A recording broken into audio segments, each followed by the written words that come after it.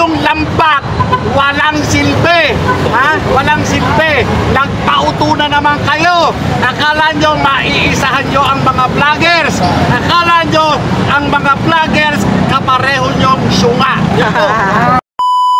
Kayo, sa power ng lehislatura.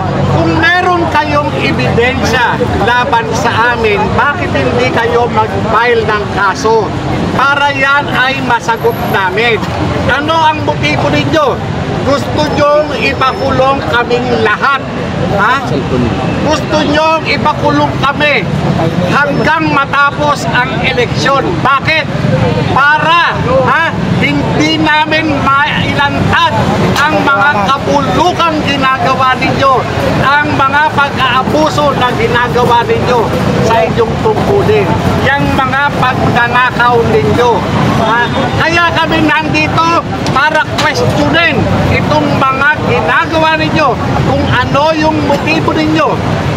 Kaya kami nandito. Akala ninyo basta-basta kami kakagat sa mga inilatag yung pain. Yung inilatag yung lambak, walang silbi. Walang silbi. Nagpauto na naman kayo. Akala nyo maiisahan nyo ang mga vloggers. Akala nyo ang mga vloggers kapareho nyong syunga. Thank you! Old school! Old school! Old school! Magandang hapon po sa inyong lahat. Nagulat ako bakit ako nakasama dito.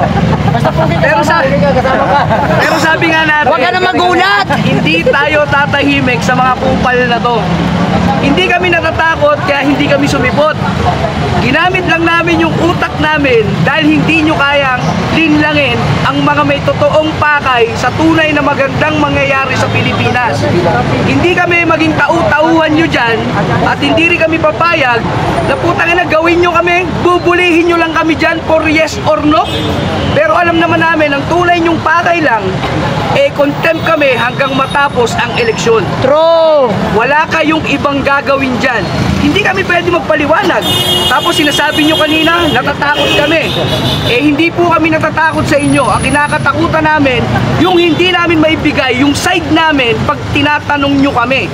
Dahil lahat na lang ng tinatanong nyo, walang karapatang sumagot sa inyo. Tandaan nyo po, ang taong may pinaglalaban para sa bayan, kahit sa inyo, hindi kami matatakot. Yan ang tunay na laban. Yan ang gusto namin ipamana sa mga kabataan, sa mga anak namin, sa apo namin. Kung hindi nyo kami kayang bigyan ng respeto, kami, rumirespeto pa rin kami sa inyo, pero hindi na, tapos na.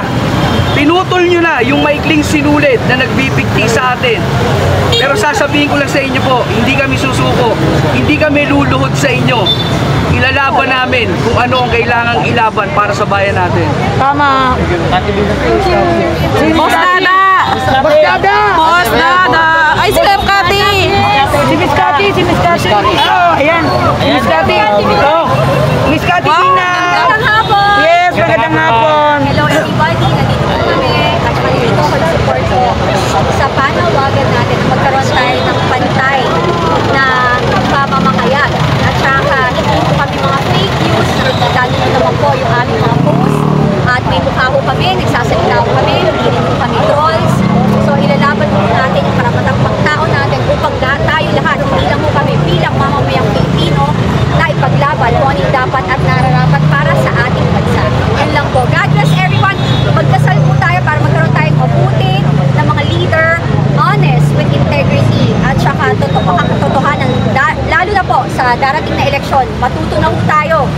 Hindi po natin kailangan ng lumang mga politician na hindi kaya ipagtanggol ang kapakanan ng ating bayan at mamamayang Pilipino.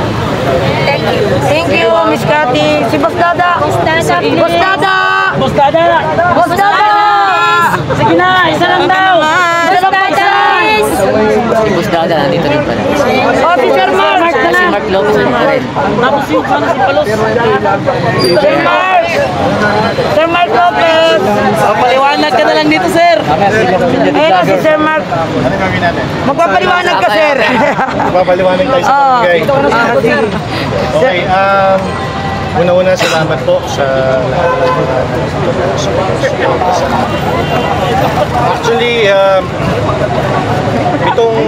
sa issue na ito, obvious naman na ang intensyon is parang silensyohin tayo. Dahil tayo kasi yung medyo maingay na nagsasalita ng kung nararamdaman natin, pinapaliyag lang naman natin, sinasabi lang naman natin kung sentimento na makawari natin yun din ang sentimento ng mamamayan. At kaya naman siguro nagkakaroon tayo ng following, kaya naman po siguro tayo sinusundan sa ating mga social media accounts is because kung ano po yung sinasabi natin, yun po yung pakiramdam ng taong bayan. Kaya po itong ginagawa ngayon ng ating nakakalungkot na itong ginagawa ng ating gobyerno ngayon, particularly itong ating Kongreso, ito yung parang pagsusupit sa ating karapatan ng salita. Kaya hindi po tayo tatahimik dyan at masa po kayo na tayo ay lalaban. Dahil ang pinaglalaban po natin dito ay karapatan natin, mga Pilipino. Karapatan po natin kasi na talagang gisingin natin ang ating gobyerno, kalampagin natin ang ating gobyerno, magsabi tayo kung ano yung napupula natin.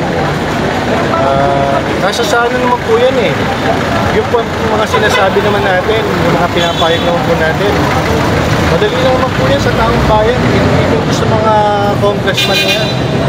Di kung hindi kayo tinatamaan, bakit kayo apektado? Kung hindi kayo talagang may ginagawang mali o bakit kayo nagre-react? At bakit parang gusto nyo kaming patahimikin? Sinasabi lang naman natin nakikita namin. Sasabihin nyo, fake news kami, hindi naman kami gumagawa ng news kayo. At kung ano lang yung nakikita namin sa inyo, hindi lang yung solusyon namin. Ginagawa namin ang aming opinion. Yan ang emphasize ko, opinion yan. Opinion namin, opinion yan ang nakakarami, siguro, dahil maraming naniniwala kung sa opinion na yun, at nandiyan po yan, protektado po yan ang ating konstitusyon. So, again po, maraming salamat sa inyo lahat na nandito na sa suporta, and laban lang po tayo. Thank you. Kasama niyo po kami. Kasama niyo po kami. Sir EB. Si EB. Sa Sir EB. Hindi yung balbot. Si Dada.